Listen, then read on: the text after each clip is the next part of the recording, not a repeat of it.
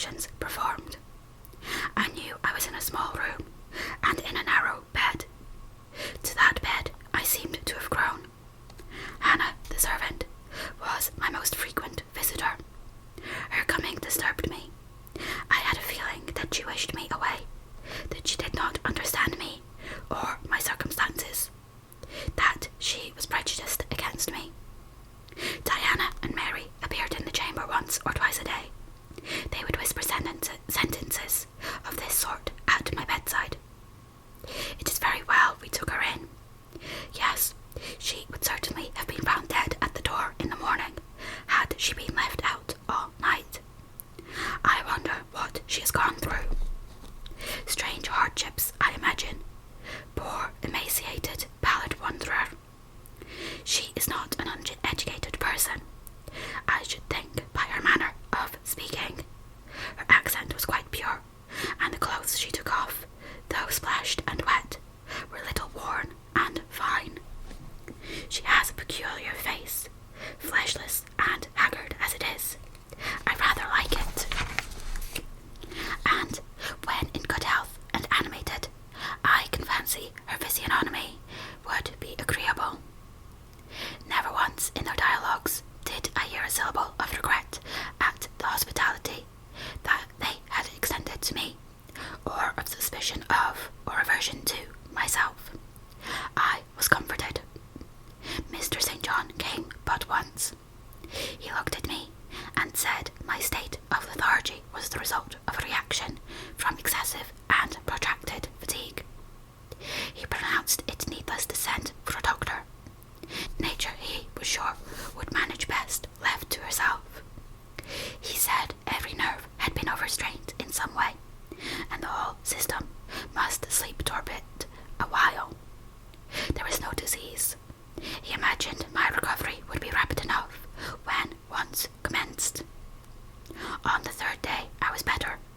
On the fourth I could speak, move, rise in bed, and turn. Hannah had brought me some gruel and dry toast, about, as I supposed, the dinner hour. I had eaten with relish. The food was good, void of the feverish flavour which had hitherto poisoned what I had swallowed. After a weary process, and resting every 5 minutes, I succeeded in dressing myself. My clothes hung loose on me, for I was much wasted, but I covered deficiencies with a shawl, and once more clean and respectable looking. No speck of the dirt, no trace of the disorder I so hated, and which seemed so to degrade me, left. I crept down a stone staircase with the aid of the banisters to a narrow, low passage, and found my way presently to the kitchen. It was full of the fragrance of new bread and the warmth of a generous fire. Hannah was baking. "What you have got up," she said. "You are better then. You may sit you down in my chair on the hearthstone, if you will." She pointed to the rocking chair. I took it. She bustled about, examining me every now and then with the corner of her eye. Turning to me as she took some loaves from the oven, she asked bluntly, "Did you ever go a-begging afore you came here?" I was indignant for a moment, but remembering that anger was out of the question, and that I had indeed appeared as a beggar to her, I answered quietly, but still not without a certain marked firmness, "You are mistaken in supposing me a beggar. I am no beggar, any more than yourself or your young ladies." After a pause, she said, "I do not understand that. You've like no house, nor no brass, I guess." "The want of house or brass, by which I suppose you mean money, does not make a beggar in your sense of the word. You've not been used to servants' work, I see by your hands," she remarked. "Happen you've been a dressmaker? No, you are wrong. And now, never mind what I have been. Don't trouble your head further about me, but tell me the name of the house where we are." "Some calls it Marsh End, and some calls it Moor House, and the gentleman who lives here is called Mr.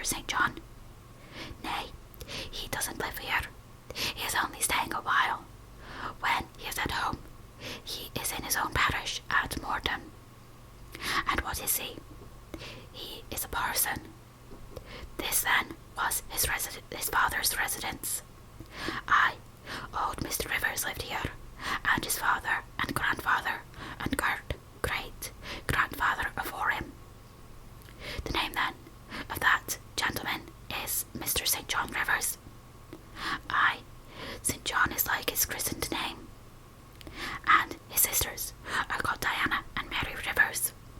Yes, their father is dead. Dead 3 weeks in of a stroke. They have no mother. The mistress has been dead this many a year. Have you lived with the family long? I've lived here 30 years. I nursed them all 3. I asked where the 2 ladies and their brother were now.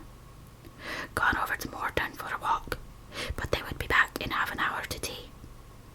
They returned within the time I had allotted them. They entered by the kitchen door. Mr. St. John, when he saw me, merely bowed and passed through. The 2 ladies stopped. Mary, in a few words, kindly and calmly expressed the pleasure she felt in seeing me well enough to be able to come down. Diana took my hand. She shook her head at me. You should have waited for my leave to descend, she said. You still look very pale, and so thin. Poor child, poor girl. And what business have you here? She continued. It is not your place. Mary and I sit in the kitchen sometimes, because at home we like to be free, even to license. But you are a visitor, and must go into the parlour. I am very well here. Not at all, with Hannah bustling about and covering you with flour. Besides, the fire is too hot for you, interposed Mary. To be sure, added her sister. Come, you must be obedient. And, still holding my hand, she made me rise, and led me into the inner room. Sit there, she said, placing me on the sofa, while we take our things off and get the tea ready. It is another privilege we exercise in our little moorland home, to prepare our own meals when we are so inclined, or when Hannah is baking, brewing, washing, or ironing. She closed the door, leaving me solus with Mr. St. John, who sat opposite, a book or newspaper in his hand. Diana, as she passed in and out of in the course of preparing tea, brought me a little cake, baked on the top of the oven. Eat that now, she said. You must be hungry. Hannah says you've had nothing but some gruel since breakfast. I did not refuse it, for my appetite was awakened and keen. Mr. Rivers now closed his book, approached the table, and, as he took a seat, fixed his blue, pictorial-looking eye full on me. There was an unceremonious directness, a searching, decided steadfastness in his gaze now, which told that intention was not diffidence, had hitherto kept it averted from the stranger. You are very hungry, he said. I am, sir. It was my way. It always was my way by instinct, ever to meet the brief with brevity, the direct with plainness. It is well for you that a low fever has forced you to abstain for the last 3 days. There would have been danger in yielding to the cravings of your appetite at first. Now you may eat, though still not immoderately. I trust I shall not eat long at your expense, sir, was my very clumsily contrived, unpolished answer. No, he said, coolly. When you have indicated to us the residence of your friends, we can write to them, and you may be restored to home. That, I must plainly tell you, is out of my power to do, being absolutely without home and friends. Do you mean to say, he asked, that you are completely isolated from every connection? I do. Not a tie links me to any living thing. Not a claim do I possess to admittance under any roof in England. Where did you last reside? He now asked. You are too inquisitive, St. John, murmured Mary in a low voice. But he leaned over the table and required answer by a second and piercing look. Mr. Rivers, I said, turning to him and looking at him as he looked at me openly and without diffidence. You and your sisters have done me a great service. The greatest man can do his fellow being your noble hospitality from death. This benefit conferred gives me you an unlimited claim on my gratitude, and a claim, to a certain extent, on my confidence. I will tell you as much of the history of the wanderer you have harboured as I can tell without compromising my own peace of mind, my own security, moral and physical, and that of others. I am an orphan, the daughter of a clergyman. My parents died before I could know them. I was brought up a dependent, educated in a charitable institution.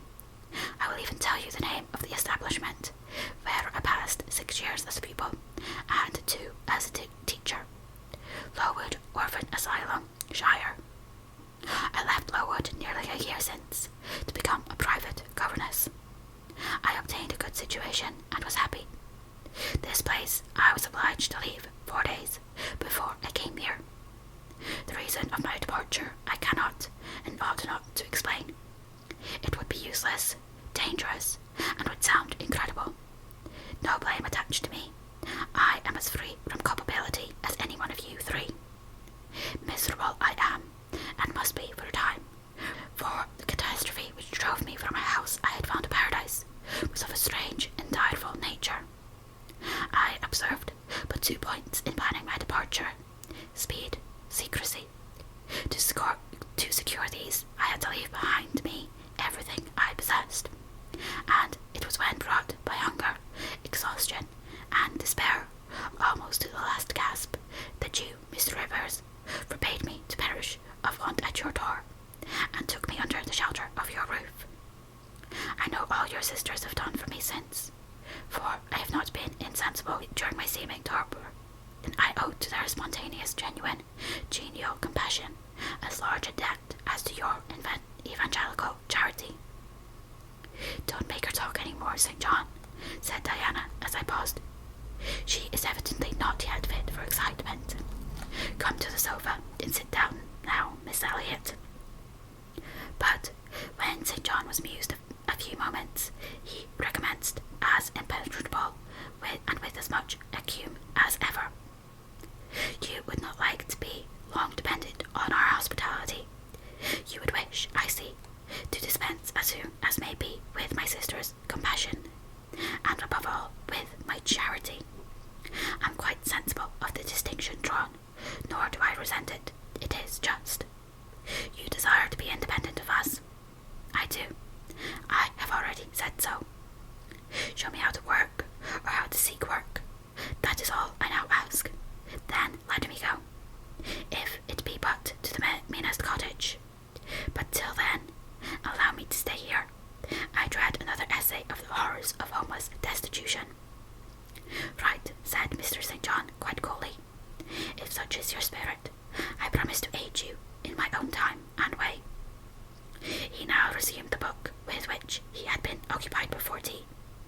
I soon withdrew, for I had talked as much and set up a song as my present strength would permit. Chapter 29. A month was gone. Diana and Mary were soon to leave Moor House and return to the far different life and scene which awaited them as governess in a large, fashionable south of England city, where each held a situation in families, by whose wealthy and haughty members they were regarded only as humble dependents, and who neither knew nor sought one of the innate excellences, and appreciated only their required accomplishments, as they appreciated the skill of their cook or the taste of their waiting woman. Mr. St. John had said nothing to me yet about the employment he had promised to obtain for me, yet it became urgent that I should have a vocation of some kind. One morning, being left alone with him a few minutes in the parlour, I ventured to approach the window recesses, which his table, chair, and desk consecrated as a kind of study, and I was going to speak, though not very well knowing in what words to frame my inquiry, for it is at all times difficult to break the ice of reserve, glassing over such natures as his, when he saved me the trouble by being the first to commence a dialogue. Looking up as I drew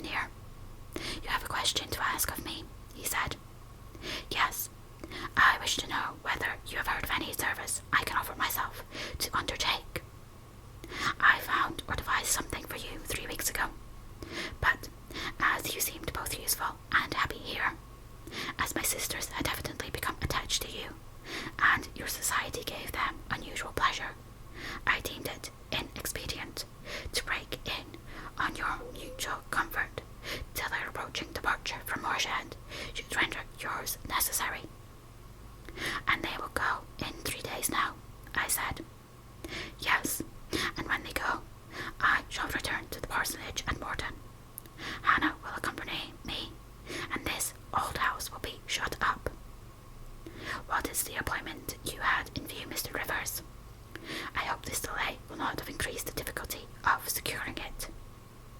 Oh no, since it is an employment which depends only on me to give, and you to accept it. He again paused. There seemed a reluctance to continue. I grew impatient. A restless movement or two, and an eager and exciting glance fastened on his face, conveyed the feeling to him as effectually as words could have done, and with less trouble. You need be in no hurry to hear, he said. Let me frankly tell you, I have nothing eligible or profitable to suggest, and since I am myself poor and obscure, I can offer you but a service of poverty and obscurity. You may even think it degrading, for I see now your habits have been what the world calls refined. Your tastes lean to the ideal, and your society has, at least, been amongst the educated. But I consider that no service degrades which can better our race. To explain, I urged when he halted. I will, and you shall hear how poor the proposal is, how trivial, how cramping. I shall not stay long in Morton, now that my father is dead, and that I am my own master. I shall leave the place probably in the course of a 12-month. But while I do stay, I will exert myself to the utmost for its improvement. Morton, when I came to it 2 years ago, had no school. The children of the poor were excluded from every hope of progress. I established one for boys. I mean now to open a second school for girls. I have hired a building for the purpose, with a cottage of 2 rooms attached to it for the mistress's house. Her salary will be £30 a year. Her house is already furnished, very simply but sufficiently, by the kindness of a lady, Miss Oliver, the only daughter of the sole rich man in my parish. Mr. Oliver, the proprietor of a needle factory and iron foundry in the valley. The same lady pays for the education and clothing of an orphan from the workhouse, on condition that she shall aid the mistress in such menial offices connected with her own house, and the school as an occupation of teaching will prevent her having time to discharge in person. Will you be this mistress? I thank you for the proposal, Miss Rivers, and I accept it with all my heart. But you comprehend me, he said. It is a village school. Your scholars will be only poor girls, cottagers' children, at the best, farmers' daughters. Knitting, sewing, reading, writing, ciphering will be all you have to teach. What will you do with your accomplishments? What with the largest portion of your mind, sentiments, tastes? Save them till they are wanted. They will keep. You know what you undertake then? I do. He now smiled, and not a bitter or sad smile, but one well pleased and deeply gratified. And when will you commence the exercise of your function? I will go to my house tomorrow, and open the school, if you like, next week. Very well, so be it. He rose and walked from the room. Diana and Mary Rivers became more sad and silent as the day approached for my leaving their brother and their home. They both tried to appear as usual, but the sorrow they had to struggle against was one that could not be entirely conquered or concealed. Diana intimated that this would be a different parting from any they had ever yet known.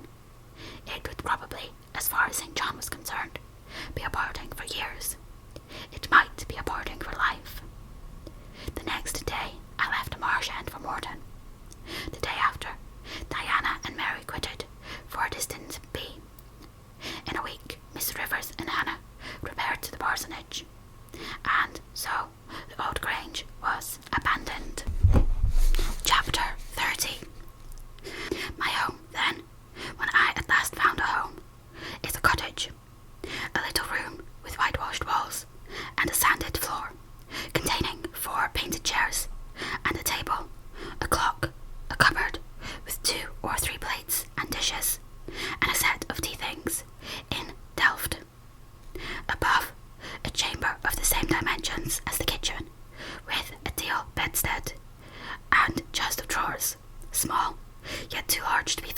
with my scanty wardrobe, though the kindness of my gentle and generous friends has increased that by a modest stock of such things as are necessary.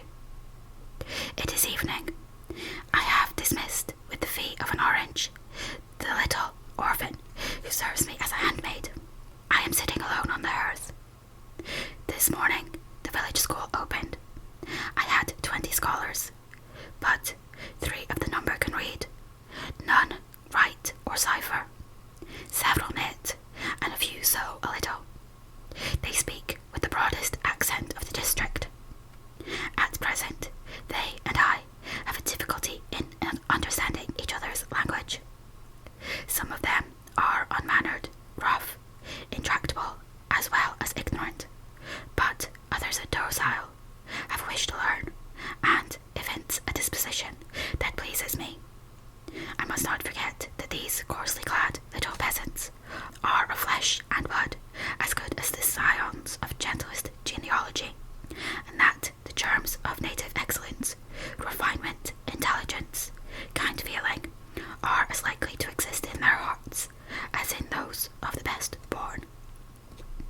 At this thought, I turned my face aside from the lovely sky of Eve and lonely vale of Morton.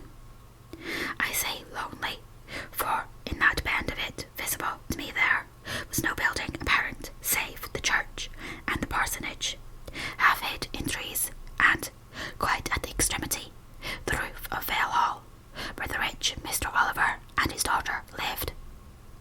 I hid my eyes and leant my head against the stone frame of my door, but soon a slight noise near the wicket, which shut in my tiny garden from the meadow beyond it, made me look up.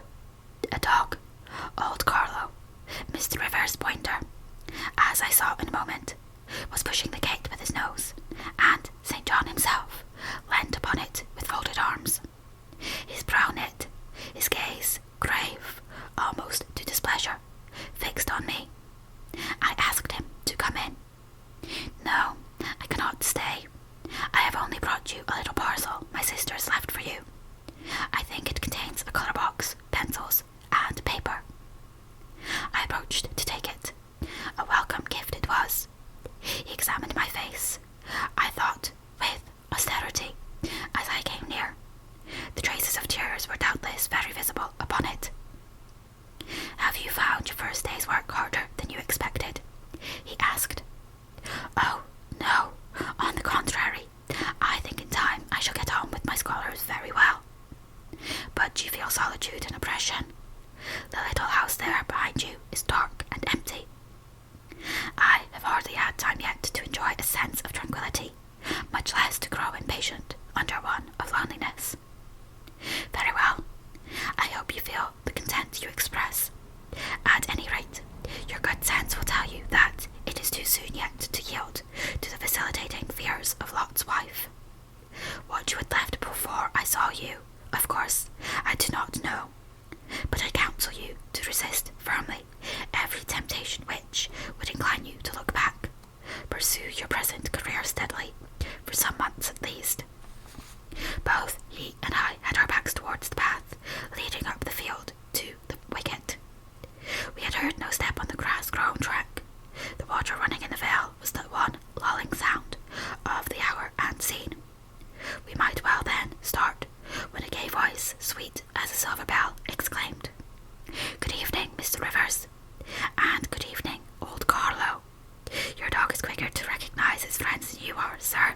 He pricked his ears and wagged his tail when I was at the bottom of the field." Perfect beauty is a strong expression, but I do not retract or qualify it.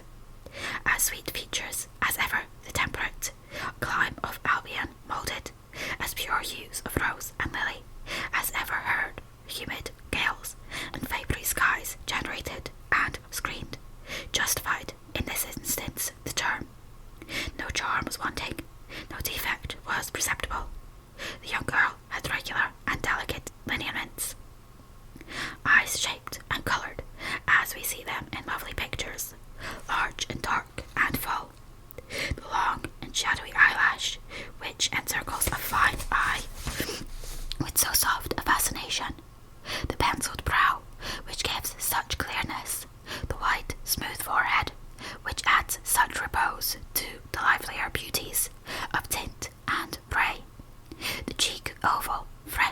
smooth, the lips too ruddy, healthy, sweetly formed, the even and gleaming teeth without flaw, the small, dimpled chin, the ornament of rich, plenteous tresses, all advantages, in short, which, combined, realised the ideal of beauty were fully hers. What did St. John Rivers think of this earthly angel? I naturally asked myself that question as I saw him turn to her and look at her. "A lovely evening, but late for you to be out alone," he said, as he crushed the snowy head of the closed flowers with his foot. "Oh, I only came home from She mentioned the name of a large town some 20 miles distant this afternoon. "Papa told me you had opened your school, and that the new mistress was come, and so I put on my bonnets after tea, and ran up the valley to see her. This is she," pointing to me. "It is," said St. John. "Do you think you shall like Morton?" she asked of me, with a direct and naive simplicity of tone and manner, pleasing, if childlike. "I hope I shall. I have many inducements to do so." "Did you find your scholars as attentive as you expected?" "Quite." "Do you like your house?" "Very much." "Have I furnished it nicely?" "Very nicely indeed, and made a good choice of an attendant for you in Alice Wood." "You have indeed. She is teachable and handy." This, then, I thought, is Miss Oliver, the heiress, favoured, it seems, in the gifts of fortune, as well as those in nature. What happy combination of the planets presided over her birth, I wonder. "I shall come up and help you to teach sometimes," she added. "It will be a change for me to visit you now and then, and I like a change. Miss Rivers, I have been so gay during my stay at last night, or rather this morning. I was dancing till 2 o'clock. The regiment are stationed there since the riots, and the officers are the most agreeable men in the world. They put all our young knife grinders and scissor merchants to shame. Papa says you never come to see us now," continued Miss Oliver, looking up. "You're quite a stranger at Vale Hall. He is alone this evening, and not very well. Will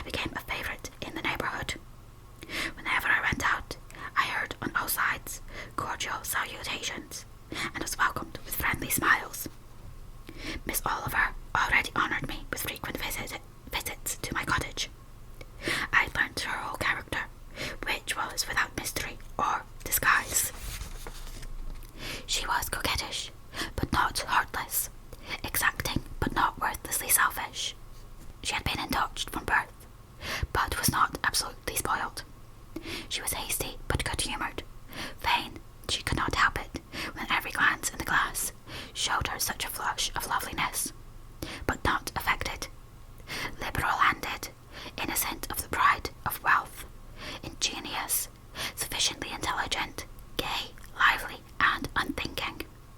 She was very charming, in short, even to a cool observer of her own sex like me, but she was not profoundly interesting or thoroughly impressive. A very different sort of mind was hers from that, for instance, of the Sisters of St. John. Still, I liked her almost as much as I liked my pupil, Adele, except that, for a child, whom we have watched over and taught, a closer affection is engendered than we can give an equally attractive adult acquaintance. One evening, while, with her usual childlike activity and thoughtless yet not offensive inquisitiveness, she was rummaging the cupboard and the table drawer of my little kitchen, she discovered first 2 French books, a volume of Schuyler, a German grammar and dictionary, and then my drawing materials and some sketches, including a pencil head of a pretty little childlike girl, one of my scholars, and sundry views from nature, taken in the Vale of Morton and on the surrounding moors. She was first transfixed with surprise, and then electrified with delight. Had I done these pictures? Did I know French and German? What a love! What a miracle I was! I drew better than our master in the first school in S. Would I sketch a portrait of her to show to Papa?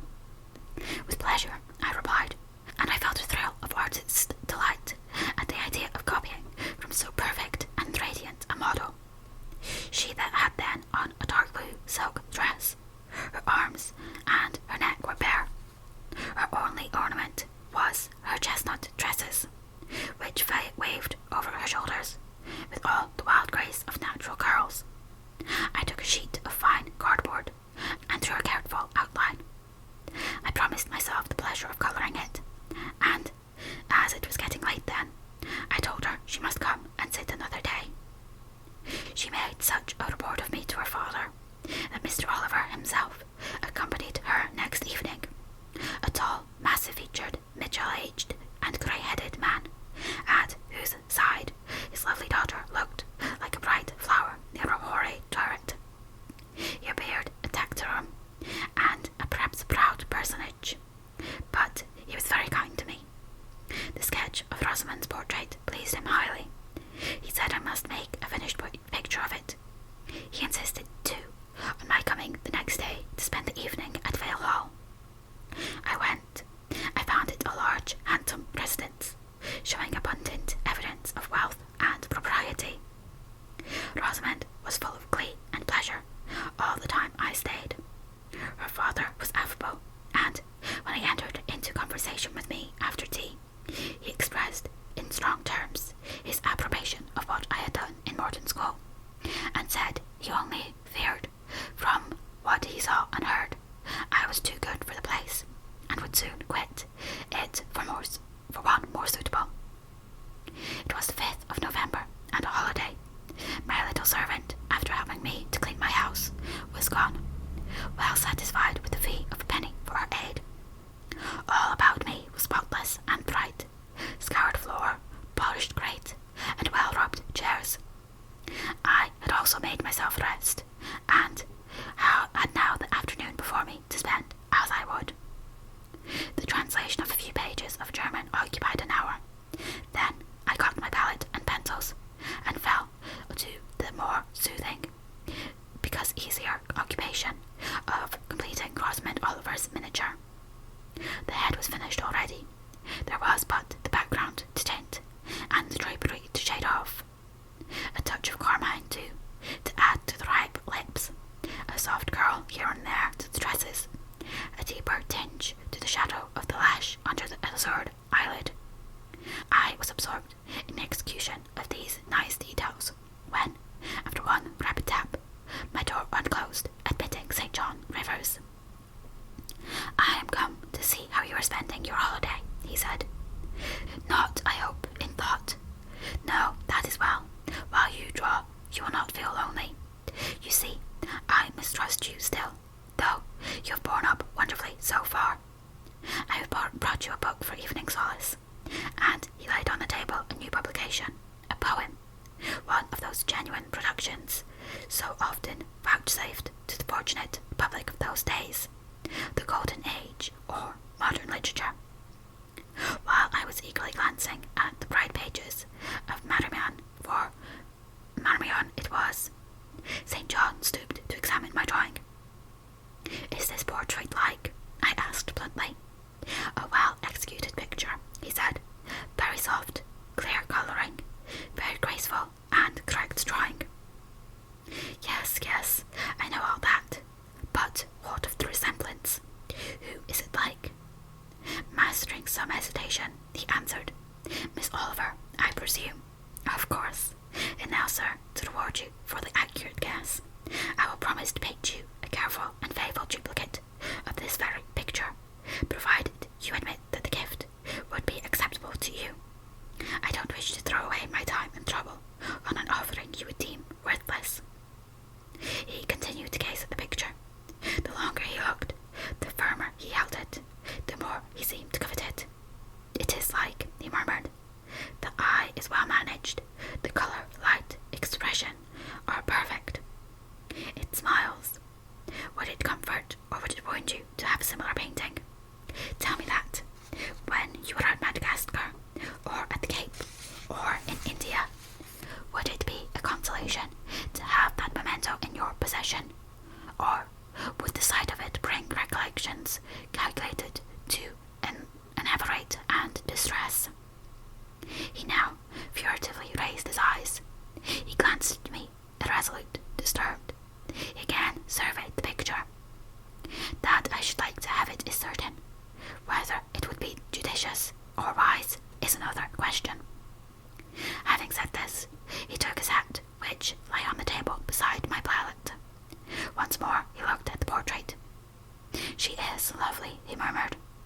"She is well named the Rose of the World, indeed. And may I not paint one like it for you?" "Oui, buono, no." He drew over the picture the sheet of thin paper in which I was accustomed to rest my hand on painting, to prevent the cardboard from being sullied. Well, what he suddenly saw in the blank paper, it was impossible for me to tell.